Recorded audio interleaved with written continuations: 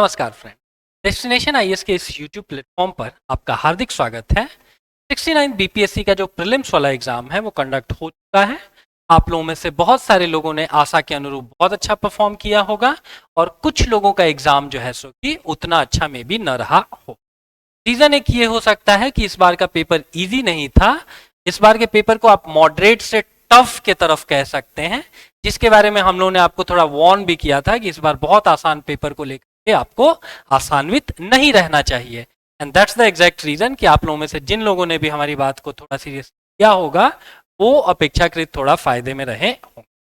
आप लोगों में से बहुत से लोगों का क्वेश्चन है कि कट ऑफ कितना जाएगा। इन सारे बेकार के डिस्कशंस को परे रखते हुए अगर आपने इतने टफ पेपर होने के बावजूद 70, 75, 80 स्कोर किया हुआ है तो ओनली गॉड नोज या केवल बीपीएससी बता सकता है कि एग्जैक्ट कट ऑफ कितना जाएगा। लेकिन इस पेपर में अगर आपने 70 नंबर स्कोर किया हुआ है तो ये आपके लिए क्रेडेंशियल है, ये आपका एक अचीवमेंट है जो आपसे कोई नहीं छीन सकता है। ठीक है, ठीक है, अगर 75 कट ऑफ जाएगा तो 5 नंबर से हम बाहर हो रहे होंगे, बट 70 नंबर भी इस पेपर में लाना कोई बहुत आसान नहीं है। और अगर किन्हीं लोगों ने 84, 85 प्लस माइनस 2 मार्क्स स्कोर किया हुआ है तो ये एक बड़ा अच्छा स्कोर है और आप लोगों को मेंस की तैयारी में तुरंत लग जाना चाहिए। ठीक है, इसके अतिरिक्त आप लोगों में से बहुत से लोगों को लग रहा होगा कि 2, 4, 5 मार्क्स से हम छूट रहे हैं, तो इसका मतलब यह है कि आपको प्रीलिम्स और मेंस को एक साथ पढ़ने की जरूरत है। और आप लोगों में से अगर किन्हीं लोगों ने 70 से नीचे स्कोर किया हुआ है तो फिर आपको मानना चाहिए कि आपको प्रीलिम्स की तैयारी को ही थोड़ा ज्यादा सीरियस लेना होगा। इस बार अपेक्षाकृत अच्छे अध्ययन स्रोत की तरफ आपको जाना होगा और प्रीलिम्स की तैयारी को ही आपको ज्यादा धार देने की जरूरत होगी। ठीक है, कोई बहुत रॉकेट साइंस नहीं है। अगर सही स्ट्रेटजी के साथ पढ़ा जाए तो बीपीएससी का चाहे किसी भी एग्जाम का जो पेपर है उसको बहुत इजीली क्रैक किया जा सकता है। थोड़ा हम लोग पैटर्न आपको बताना हम चाहेंगे। सिलेबस आप लोगों को पता ही है, इतिहास, भूगोल, राज्य व्यवस्था, आर्थिक व्यवस्था, भारत का राष्ट्रीय आंदोलन, राइट। तो इस पे हम लोग टाइम वेस्ट नहीं करते हैं। थोड़ा एक हम आपको ग्लिम्स दिखाना चाहते हैं कि बीपीएससी कैसे क्वेश्चन आपसे पूछ रहा है और किस पैटर्न पर पूछ रहा है। ये सब्जेक्ट वाइज एक बाइफर्केशन हम लोगों ने आपके सामने प्रेजेंट कर रखा है, इसमें 69 बीपीएससी में किस सेक्शन से कितने क्वेश्चन पूछे गए हैं और ब्रैकेट में हम लोगों ने लिख रखा है कि बिहार के रेफरेंस के क्वेश्चंस आपको कितने दिखते हैं। जैसे अगर हिस्ट्री की बात करिए तो मोर और लेस इन लोगों ने 35 क्वेश्चन जो है सो कि हर साल इतिहास से पूछे हैं। ठीक है, कुछ क्वेश्चंस को आप हिस्ट्री में भी कंसीडर कर सकते हैं, पॉलिटी में भी कंसीडर कर सकते हैं। फॉर एग्जांपल 1858 का एक्ट, ये आपको अच्छी स्टैंडर्ड किताबों में, पॉलिटी की किताबों में भी मिलेंगी ये बातें। ठीक है, और आपको यही सारी कहानी हिस्ट्री वगैरह में पढ़नी होती है। थोड़ा प्रोस्पेक्टिव चेंज होता है लेकिन फिर भी अगर मोटे तौर पर देखें तो 35 क्वेश्चंस आपको हिस्ट्री से पूछे जाते हैं। साइंस एंड टेक्नोलॉजी से 30 क्वेश्चन, जिस पैटर्न को इस बार फॉलो भी किया गया। ज्योग्राफी से 20 क्वेश्चन रहते हैं, लेकिन इसमें एक चीज नोटिस करने की बात यह है कि बिहार की जो स्पेसिफिक ज्योग्राफी है ना, इससे बहुत एम्पल क्वेश्चन ये लोग पूछ रहे हैं, राइट। फॉर एग्जांपल आप देख सकते हैं कि 6 क्वेश्चन, 8 क्वेश्चन, 7 क्वेश्चन, 6 क्वेश्चन। तो कहां एक तरफ आप इंडियन ज्योग्राफी पढ़ने जाएंगे, इंडिया की तमाम नदियों के उद्गम के बारे में आपको पता करना होगा, तमाम दर्रे, पहाड़, पर्वतों के बारे में आपको पता करना होगा, और उतने ही मार्क्स केवल बिहार के 2-3 आपको माउंटेन्स के बारे में पढ़ लीजिए, यहाँ कौन कौन से नेचुरल रिसोर्सेज अवेलेबल हैं उनके बारे में पढ़ लीजिए। हार्डली 8-10 नदियां हैं, उनका उद्गम गंगा नदी में वो कहाँ मिलती हैं, तो ये सारी बातों को अगर आप देख लेंगे तो यहां से भी आपके पास अच्छे मार्क्स मिल जाएंगे। ठीक है, तो इस चीज को हम लोगों को हमेशा फोकस में रख के चलना है कि बिहार स्पेशल जो है सो कि ज्योग्राफी में बहुत इंपॉर्टेंट है। ठीक है, पॉलिटी के क्वेश्चन मोटे तौर पर 10 क्वेश्चन पूछे जाते हैं, एप्टीट्यूड रीजनिंग के 10 हैं, इकोनॉमी के 15 क्वेश्चन है, जो इस बार के क्वेश्चन बहुत टफ कहे जा रहे हैं। ठीक है, क्योंकि फैक्चुअल क्वेश्चन वो सब इस बार पूछा नहीं गया कि नीति आयोग का फुल फॉर्म बता दीजिए, योजना आयोग कब स्टैब्लिश हुआ, राइट, या जो फाइनेंस कमीशन है वो किस आर्टिकल के तहत आता है। ऐसे क्वेश्चन बीपीएससी पूछते आया था, बट इस बार का क्वेश्चन रियली एक ट्रिकी वन था और एज डिफिकल्ट एज यूपीएससी का जो इकोनॉमी का सेक्शन होता है, या उतना ही ट्रिकी, उतना ही कॉन्सेप्चुअल इसको कह सकते हैं। ठीक है, और करंट अफेयर्स का यूजुअली जो 30 क्वेश्चन पूछते हैं वो उतने पूछे गए हैं। ब्रैकेट में हम लोगों ने स्पेशल रेफरेंस ऑफ बिहार आपके लिए कंपाइल कर दिया है। देखेंगे हर साल कभी 16 क्वेश्चन बिहार स्पेशल पूछ रहे हैं, कभी 29 पूछ रहे हैं, 29, 24, 24, 28 एंड 37। तो कहने का मतलब ये है कि मोटे तौर पर 30-32 क्वेश्चन ये लोग बिहार के स्पेशल रेफरेंस से पूछते थे। और इस बार के पेपर को डिफिकल्ट बनाने वाला फैक्टर क्या है कि इस बार बिहार स्पेशल जो है ना वो बहुत कम पूछा गया है। ठीक है, इसको थोड़ा हम लोगों ने वैसे एडजस्ट किया हुआ है कि गौतम बुद्धा से रिलेटेड अगर कोई बेसिक फैक्ट है ना तो उसको केवल हम लोगों ने बिहार की हिस्ट्री में ही कंपाइल नहीं किया हुआ है, उसको हम लोगों ने इंडियन हिस्ट्री माना है। रीजन क्या है? बहुत सिंपल सा रीजन ये है कि गौतम बुद्धा की जो हिस्ट्री है वही पूरे देश की हिस्ट्री है। दैट्स द एग्जैक्ट रीजन कि उसको कोई आपको बिहार स्पेशल के तौर पर ट्रीट करने की जरूरत नहीं है।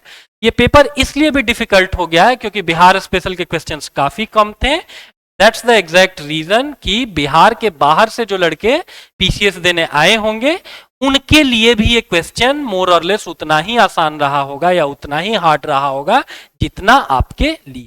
ठीक है, जैसे राजस्थान पीसीएस हो गया, हिमाचल पीसीएस हो गया, राइट, ये सब स्टेट फैक्ट बहुत ज्यादा अपने में डालते हैं, अपने क्वेश्चंस में डालते हैं, बट बिहार ने इस बार इस पैटर्न को छोड़ा है। And that's the exact reason कि बिहार के लड़के जो इस चीज को लेकर के आसान्वित थे कि बिहार स्पेशल 30 क्वेश्चन आ रहा होगा, उसमें हम एक अच्छा स्कोर करके बाकी लड़कों के ऊपर एज ले जाएंगे, तो इस बार ये कहानी सारी नहीं।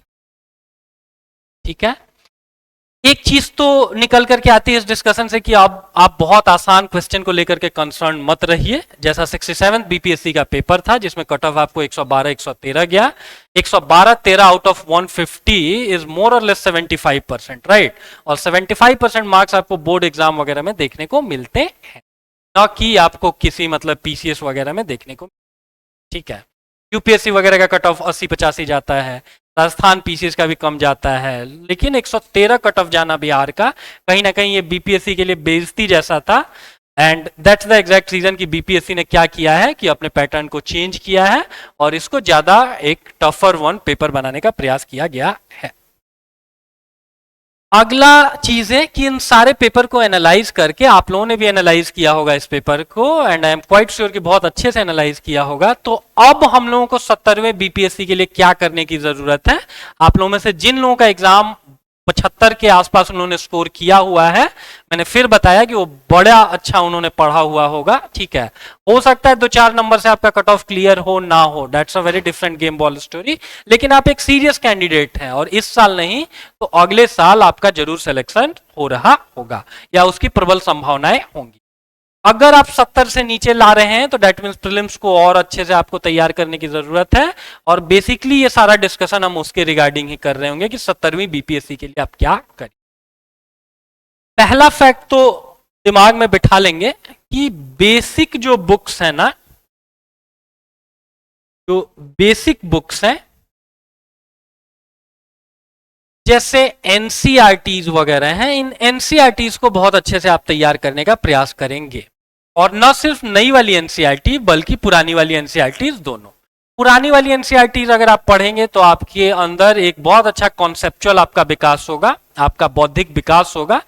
नई वाली एनसीईआरटी हिस्ट्री वगैरह की पढ़ने से क्या होगा ना कि आपका बौद्धिक विकास बहुत नहीं होगा, क्योंकि उन्होंने कोई बहुत क्रोनोलॉजी मेंटेन नहीं करी है, लेकिन फिर भी छोटे छोटे टर्म्स उसमें दे रखे गए हैं और वही छोटे छोटे टर्म्स आपको हिस्ट्री वगैरह में ये लोग, राइट। तो हिस्ट्री में कम से कम आप प्रयास करेंगे कि पुरानी वाली एनसीईआरटी भी हम पढ़ें और नई वाली एनसीईआरटी भी पढ़ें। ठीक है, और यही स्ट्रेटजी सारे सब्जेक्ट्स में, बीट इकोनॉमी, बीट आपको जियोग्राफी, एनसीईआरटी की किताबें हमको बड़े अच्छे तरीके से पढ़नी चाहिए। अगला एक चीज निकल करके आया कि करंट अफेयर्स के लिए ना यूजुअली लड़के क्या करते हैं ना कि कोई वार्षिकी या अर्धवार्षिकी किताबें उठा करके पढ़ लेते हैं, राइट। कोई सी भी मैगजीन जो ईयरली या हाफ ईयरली आ रही है उसको तैयार करते हैं और उनको लगता है कि मेरा जो है सो कि करंट अफेयर्स तैयार हो रखा है। आयोग भी इस चीज को जानता है, समझता है कि लोग कौन से स्टडी मटेरियल को रिफर कर रहे हैं, and that's the exact reason कि वहां से क्वेश्चन पूछना अब आयोग ने बंद कर दिया है। यूपीएससी तो 8-10 साल पहले ही बंद कर दिया था, बड़े इनोवेटिव क्वेश्चन करंट अफेयर्स के भी वो लोग निकाल करके लाते हैं। लेकिन इस बार से आयोग ने भी ऐसा प्रयास किया है ना कि बहुत सारे जो क्वेश्चंस हैं वो आपको किसी भी जो भी ईयरली हाफ ईयरली मैगजीन्स हैं उनमें आपको नहीं मिलेंगे। तो ये करने से बेहतर है कि क्यों ना हम न्यूज़पेपर थोड़ा पढ़ते चले। इससे अगर कुछ शॉर्ट नोट्स अपने काम के बना सकते हैं तो बना लेंगे, और इसका सबसे बड़ा फायदा ये होगा ना कि आपका current affairs within no time तैयार होते रहेगा। ठीक है, जैसे लिस्बन डिक्लेरेशन वगैरह पे क्वेश्चन था, अब है वो करंट अफेयर्स का सेक्शन, बट आप लोगों में से जिन्होंने भी न्यूज़पेपर पढ़ा होगा ना वो जानते हैं इस तथ्य को भली भांति तरीके से कि बेयर मिनिमम ये लिस्बन डिक्लेरेशन जो है सो कि लिस्बन घोषणा आपको न्यूज़पेपर में 10 से अधिक बार इस पूरे साल चर्चा में रहा होगा। तो ऐसे ही करंट अफेयर्स के जितने भी क्वेश्चंस रहे होंगे ना उनको अगर आपको बड़े अच्छे से तैयार करना है तो अब आपको न्यूज़पेपर पढ़ना होगा। और अगर वो भी नहीं कर पा रहे हैं ना, केवल वार्षिकी के भरोसे अगर अभी तक आप बैठे हुए थे तो मंथली मैगजीन्स थोड़ा पढ़ना शुरू कर देंगे। ठीक है, क्योंकि मंथली मैगजीन मतलब वही है कि उसमें भी तो 100 पन्ने का कंटेंट होता है ना। आप लोग सोचते हैं कि एग्जाम भी मेरा क्लियर हो जाए और साल भर में बस एक 100 पन्ने का एक करंट अफेयर्स पढ़े और उससे 30 में 30 क्वेश्चन आ जाए, राइट? तो भैया अब ये नहीं होने वाला है। 69 बीपीएससी का पेपर देख करके आपको समझ में आ गया होगा कि ऐसा अब आपके साथ कुछ नहीं होने वाला है, कोई आपको प्रिविलेज नहीं मिलने वाला है। 70वीं बीपीएससी या 69 बीपीएससी का जो मेंस होगा ये और टफ बनाने का बीपीएससी प्रयास करेगा। और अगर आप बीपीएससी को लेकर के सीरियस हैं तो फिर आपको तैयारी भी बीपीएससी के हिसाब से ही करनी होगी। वन डे वाले एग्जाम्स वाली स्ट्रेटजी जो समहाउ 67 बीपीएससी तक चलती थी अब आपके लिए बहुत वो फ्रूटफुल नहीं रहने वाली। ठीक है, आपके लिए वो सारी स्ट्रेटजी लाभप्रद नहीं रहेगी। तो कम से कम अभी तक जो आपने गलत हैबिट पाल रखा था कि 100 पन्ने का एक करंट अफेयर साल में पढ़ लेंगे, उसको कम से कम 100 पन्ने जो है सो कि वो आपको पूरे एक मंथ में पढ़ने का प्रयास करना चाहिए, एक स्टैंडर्ड मैगजीन। और हो सके तो 10 पन्ने का न्यूज़पेपर भी डेली आपको पढ़ना चाहिए। ठीक है, न्यूज़पेपर में काम की खबरें छाटना बहुत आसान है, राइट? वो सब पढ़ने में समय नष्ट नहीं करना होता है कि 2 गुटों में मारपीट, 4 का सर फूटा, 2 जख्मी, राइट? या ट्रैक्टर पलटा, 4 घायल, ये सब खबरें नहीं। ठीक से आप एडिटोरियल वाला पन्ना पढ़ लीजिए, इकोनॉमी वाला सेक्शन पढ़ लीजिए, करंट ये जो साइंस एंड टेक्नोलॉजी बेस्ड देखेंगे कि आखिर में एक पन्ना रहता है उसको देख लीजिए। और फ्रंट पेज की केवल अगर आप हेडिंग भी देख रहे हैं ना तो वो चीजें आपके लिए काम की हो, राइट? अगर कोई बहुत कॉन्सेप्चुअल बात फ्रंट पेज पे भी लिखा हुआ है तो आप देखिए, नहीं तो एक सरसरी निगाह रखते हुए उस पर चले जा सकते हैं। ठीक है, उसके अतिरिक्त एक चीज क्या निकल करके आया कि इस बार का जो एग्जाम का पैटर्न था वो यूपीएससी से मिलता जुलता कर दिया गया। वन लाइनर फैक्ट नहीं थे, एक क्वेश्चन का एग्जैक्ट आंसर आपको बताने के लिए 3-4 फैक्ट्स को पढ़ना होगा और उन फैक्ट्स में से अपनी प्रज्ञा अपनी बुद्धि के आधार पर बताना होगा कि ये फैक्ट सही है और ये फैक्ट गलत है। ठीक है, तो एक टाइम टेकिंग फैक्टर भी था, राइट? तो यूपीएससी के प्रीवियस ईयर्स जो क्वेश्चन पेपर है ना, इससे हर आयोग जो है ना 8, 10, 15 क्वेश्चन उठाता ही उठाता है। हिमाचल प्रदेश फॉर एग्जांपल जानते हैं क्या करता है? अगर 100 क्वेश्चन उनके जीएस के हैं ना तो 20, 25, 30 क्वेश्चन वो लोग यूपीएससी के प्रीवियस ईयर्स क्वेश्चन से उठा लेता है। ठीक है, आप लोगों में से बहुतों को ये बात पता भी होगी, जिनको नहीं पता है प्लीज नो दैट कि बहुत सारे यूपीएससी के क्वेश्चंस क्या करता है कि हिमाचल पीसीएस या और तमाम पीसीएस उठाते रहे हैं, लेकिन अभी तक ये काम समहाउ बीपीएससी नहीं करता था। ठीक है, हालांकि बीपीएससी का भी अपना एक अलग डोमेन था, जैसे मुरली भरावा, राजकुमार शुक्ल, चंपारण मूवमेंट, ये हर साल पूछा जाता था। बाबू कुंवर सिंह, वीर कुंवर सिंह, उनकी कहानी 1857 की हमेशा क्वेश्चन में रहता था। इस बार भी जो क्वेश्चन पूछा गया है 1632 डच कंपनी कब पटना में स्टैब्लिश हुई है, राइट? तो ये सारे क्वेश्चंस इनका अपना एक अलग डोमेन रहा है बीपीएससी का। ऐसे कुछ क्वेश्चंस हैं जो साल दर साल रिपीट किए गए हैं, लेकिन समहाउ अब ऐसा हमको देखने को नहीं मिलने वाला। 69th में तो चलिए फिर भी, चूंकि ये एक ट्रांजिशन फेज में है, तो पिछले साल से भी क्वेश्चन कुछ उठा करके एज इट इज डाल दिए गए और कुछ क्वेश्चंस आपको वही जो डचो वाली कहानी बताएं, ये सारे क्वेश्चंस आपको प्रीवियस ईयर से थे। लेकिन 70वीं बीपीएससी से आप इसकी उम्मीद कम से कम करिए। नगण्य क्वेश्चन आपको मिलने वाले हैं प्रीवियस ईयर बिहार के क्वेश्चन। तब ये कहां की तरफ जाएंगे, तो थोड़ा यूपीएससी के हिसाब से आप कॉन्सेप्चुअल पढ़ाई करने का प्रयास करेंगे और इनके जो प्रीवियस ईयर्स क्वेश्चन पेपर्स हैं उनको एक बार लगा रहे होंगे। ठीक है, जैसे यूएई वगैरह में कौन कौन से राज्य सम्मिलित हैं, कौन कौन से शेख सम्मिलित हैं, ये क्वेश्चन एज इट इज पूछा हुआ है यूपीएससी। और तमाम कम से कम 6-7 क्वेश्चन ऐसे थे जो कभी ना कभी यूपीएससी ने पूछा हुआ है विद इन लास्ट 10 और 15 year.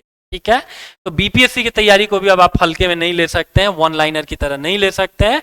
And that's the exact reason कि आपको क्या करने की जरूरत है, यूपीएससी के हिसाब से थोड़ा कॉन्सेप्चुअल होकर के पढ़िए और थोड़ा उनके प्रीवियस ईयर्स क्वेश्चन आप देखेंगे तो you will have some idea कि किस तरीके के क्वेश्चन यूपीएससी पूछता है और वैसे ही क्वेश्चंस की उम्मीद आप बीपीएससी भी कर सकते हैं। ठीक है, इकोनॉमी का सेक्शन जो कि इस बार टफ या मॉडरेट कह सकते हैं, जिसको बीपीएससी के कम से कम रेफरेंस से बीपीएससी के स्टैंडर्ड से टफ कहना ज्यादा उचित। ठीक है ना, इवन गया का भी जो इन लोगों ने पॉपुलेशन पूछा हुआ था ये कोई मेंशन नहीं था कि 2011 का डेटा है या किस सोर्स के अनुसार हम बात कर, राइट। ये तो कहिए कि अभी जातिगत जनगणना के जो डेटा हैं ये एग्जाम के बाद आए, राइट, नहीं तो यहां से बहुत सारे और सारे आपसे डेटाबेस क्वेश्चन उठाए जाते हैं। इकोनॉमी में अब आपको क्या करना है ना कि केवल डेटा आधारित अध्ययन अब आपको उन 15 क्वेश्चन में एज नहीं देगा।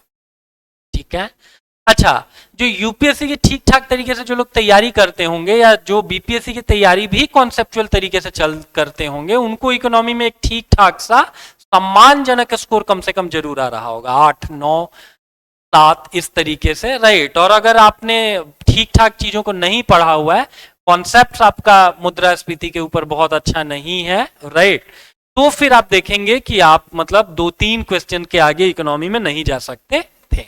जो बात हम किए कि ये वित्त आयोग वगैरह की कहानी, नीति आयोग का फुल फॉर्म बता दीजिए, ये बच्चे को पता हो रखा है, राइट।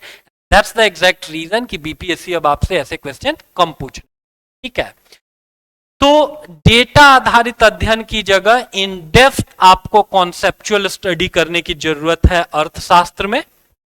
ठीक है, अर्थशास्त्र में अभी तक जो आप केवल डेटा बेस्ड चीजों को पढ़ते थे, अब आपको इन डेप्थ जाकर के देखना है कि रेपो रेट में चेंज होगा तो उसके कारण क्या चेंजेस आ रहे होंगे। केवल अब रेपो रेट का एक जो फैक्चुअल डेटा रटने से आपका काम नहीं चलेगा। ठीक है, 3 बातें हम लोगों ने आपको बताई थी कि आर्ट एंड कल्चर थोड़ा पढ़ के जाइएगा, थोड़ा साइंस में एप्लीकेशन वाले क्वेश्चन पढ़ के जाइएगा और टेक्नोलॉजी बेस्ड क्वेश्चन पढ़ के जाइएगा और इन्वायरमेंट भी पढ़ के जाइएगा। वैसे हमारी पहली 2 बातें सत्य हुई हैं। ठीक है, इन्वायरमेंट से बहुत क्वेश्चन नहीं था, लेकिन साइंस एंड टेक्नोलॉजी में सारे क्वेश्चन एप्लीकेशन बेस्ड थे, राइट। सारे कहने का मतलब most of the question, of course ऐसा नहीं है कि 30 के 30 क्वेश्चन आपको एप्लीकेशन बेस्ड थे। ठीक है, तो विज्ञान अगर आप पढ़ने जाएंगे ना तो थोड़ा ट्रेडिशनल अप्रोच की हर्ज जो है सो कि किसका यूनिट है, ये सब छोटे छोटे भी कुछ लो हैंगिंग फ्रूट्स रहेंगे, लेकिन अब अगर आपको बीपीएससी निकालना है तो थोड़ा टेक्नोलॉजी वाले पार्ट पर आप ध्यान देंगे। करंट अफेयर्स भी साइंस एंड टेक्नोलॉजी में क्या रिसेंट डेवलपमेंट हो रखा है, ठीक है, जीन सीजर में कुछ चाइना की कोई यूनिवर्सिटी कुछ कर रही है क्या, राइट। तो करंट बेस्ड पेपर को अगर आप अच्छा तैयार करके जाएंगे अपना साइंस एंड टेक्नोलॉजी तो आपके हाई स्कोरिंग चांसेस ज्यादा होंगे। ठीक है, और एप्लीकेशन बेस्ड, ठीक है, क्योंकि हर्ज, फ्रीक्वेंसी, ये सारी कहानी, डेसिबल किसकी यूनिट होती है, कब तक आप डेसिबल में कितना ऑडिबल वॉइस होता है, ऑडिबल साउंड होता है, ये सारी कहानी सबको पता है। वन लाइनर भी जो एग्जाम की तैयारी कर रहे हैं उनको भी पता है।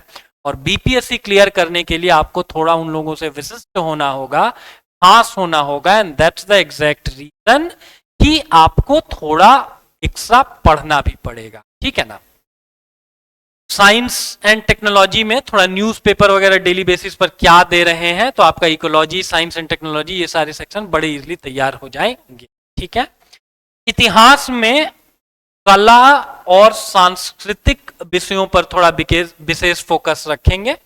ठीक है, कला के क्षेत्र में सांस्कृतिक चीजों के क्षेत्र में, जैसे इंटेंजेबल लिस्ट हो गया, राइट। तो इन सारी चीजों को थोड़ा फोकस करके रखेंगे। इस बार का जो हिस्ट्री का क्वेश्चन था वो उतना टफ नहीं था, मॉडरेट ही उसको कहा जाएगा, ठीक है। बहुत से क्वेश्चन इवन इजी थे, लेकिन हो सकता है कि अगली बार ये जो बिजली जो इकोनॉमी पे गिरी है ना, जो साइंस एंड टेक्नोलॉजी पे गिरी है, वो अगली बार आपके लिए हिस्ट्री पे भी गिर सकती है, राइट। तो कम से कम एनसीईआरटी जो है, पुरानी वाली नई वाली एनसीईआरटी उठा करके पढ़ लेंगे, और उसमें भी आर्ट एंड कल्चर चूंकि आप लोग पढ़ते नहीं हैं, राइट, और ये बात बीपीएससी को भी पता है कि आप लोग नहीं पढ़ते हैं, राइट। तो दैट्स द एग्जैक्ट रीजन कि इन सारे चीजों से आपसे बहुत सारे क्वेश्चन पूछे जा सकते हैं, ठीक है। बिहार की एक स्पेसिफिक जो ये आर्ट है, इसके ऊपर इस बार एक क्वेश्चन पूछा गया था, और आगे आने वाले समय में आपसे और भी ज्यादा क्वेश्चन पूछे जाएंगे, ठीक है ना। तो मोरल ऑफ द स्टोरी की थोड़ा बेसिक बुक पढ़िए, करंट अफेयर्स वन लाइनर से अच्छा है कि डिस्क्रिप्टिव पढ़िए, एक अच्छा मैगजीन पढ़िए, ठीक है। और हो सके तो न्यूज़पेपर वगैरह पढ़ के अगर आप अपना नोट्स बना ले रहे हैं ना, तो उसमें से बहुत सारी चीजें आपको मेंस वगैरह में भी काम दे देंगी। तो अब ईयरली और हाफ ईयरली केवल आपको वार्षिकांक पढ़ के आपका काम नहीं होने वाला है, ठीक है। सामान्य विज्ञान में भी फिर वही बात है कि कम से कम बेसिक एनसीईआरटी 6 से 10 तक की तो पढ़िए ही पढ़िए। 11th 12th की थोड़ी अगर बायोलॉजी पढ़ सकते हैं, मतलब फॉर्मूले वगैरह फिजिक्स में नहीं पढ़ना है, बायोलॉजी में इन डेप्थ नहीं जाना है, लेकिन कुछ बेसिक कॉन्सेप्ट अगर आपको पता होगा तो आपके पास एज रहेगा। And apart from that current affairs के हिसाब से, एप्लीकेशन के हिसाब से साइंस एंड टेक्नोलॉजी की कौन कौन सी चीजें इंपॉर्टेंट हैं, इनको अगर आप एक बार देखेंगे तो आप अपेक्षाकृत ज्यादा फायदे में रहेंगे, ठीक है। इसके अतिरिक्त जो एप्टीट्यूड और रीजनिंग वाला पोर्शन है, उसमें भी सिंपल मैथ्स देखिए मोर और लेस सबको आता है, ठीक है ना। बिहारियों के बारे में, हम लोगों के बारे में बोला जाता है मैथ्स हमारा वैसे भी अच्छा होता है, राइट। तो मैथ्स के क्वेश्चन दिन प्रतिदिन ये लोग थोड़ा कम करेंगे, और रीजनिंग के क्वेश्चन ये ज्यादा उठा सकते हैं, ठीक है ना। है, इसकी संभावना है, हो सकता है कि वो सारे क्वेश्चन मैथ्स ही हो, लेकिन थोड़ा रीजनिंग वगैरह भी आप लोग तैयार करके जाएंगे, ठीक है ना। पेपर आप लोगों ने देख ही लिया होगा, ठीक है ना। इस सारे पेपर का एनालिसिस यही है कि कम से कम हिस्ट्री बड़े अच्छे से तैयार करके जाइए। साइंस हम आपको बताएं ही कि 30 क्वेश्चन है, इट्स क्वाइट इंपॉर्टेंट, और जो ट्रेडिशनल अप्रोच था वो नहीं चलेगा, ठीक है। सिमिलरली जो करंट अफेयर्स है, वो करंट अफेयर्स है तो 30 क्वेश्चन, लेकिन इस करंट अफेयर्स में भी आपको थोड़ा और अच्छी चीजों को पढ़ना होगा, थोड़ा इन डेप्थ पढ़ना होगा। एक स्पेसिफिक पिक्यूलियर सा चीज, एक खास सी चीज आप देख रहे हैं, ये हम लोगों ने ब्रैकेट में लिख रखा है स्पेशल रेफरेंसेस ऑफ बिहार, और बिहार के स्पेशल रेफरेंस पे कोई करंट अफेयर्स नहीं था, राइट। और आप लोगों ने बड़े अच्छे से इन चीजों को प्रिपेयर किया होगा, बट समहाउ क्वेश्चन नहीं था। तो फिर वही बात कि कट ऑफ वगैरह को लेकर के बहुत कंसर्न मत रहिए, आपका जो भी बेस्ट परफॉर्मेंस है आपने, आई एम होपफुल कि दिया ही होगा। अगर आप 75 प्लस ला रहे हैं तो थोड़ा मेंस को लेकर के लग जाइए। 75 हालांकि कट ऑफ जाएगा नहीं, राइट, और मैं गलत भी हो सकता हूं, मुझे खुशी होगी अगर मैं गलत हूं और कट ऑफ केवल 75 ही जाए, लेकिन 84-85 एक ठीक ठाक सा स्कोर है। और अगर आप 75 भी ला रहे हैं तो इसका मतलब कि पीटी में कुछ काम आपने किया हुआ है, ठीक है। वो एक मुहावरा चलता है ना कि हाथी निकल जाना और उसका पूंछ बचा रह जाना, तो हाथी आपने निकाल लिया है, पूंछ आपकी बची हुई है, उसको भी एक बार आपको क्लियर करना है। थोड़ा मेंस को लेकर के आप पढ़ेंगे, और प्रीलिम्स की चीजें भी थोड़ा एक नए प्रोस्पेक्टिव, नए माइंडसेट, नए एप्टीट्यूड के साथ पढ़ रहे हो, ठीक है। वी आर होपफुल कि ये वीडियो आपके काम का रहा होगा, इससे आपका कुछ ज्ञानवर्धन होगा, और इसके आधार पर आप अपनी तैयारियों को नई धार दे पाएंगे।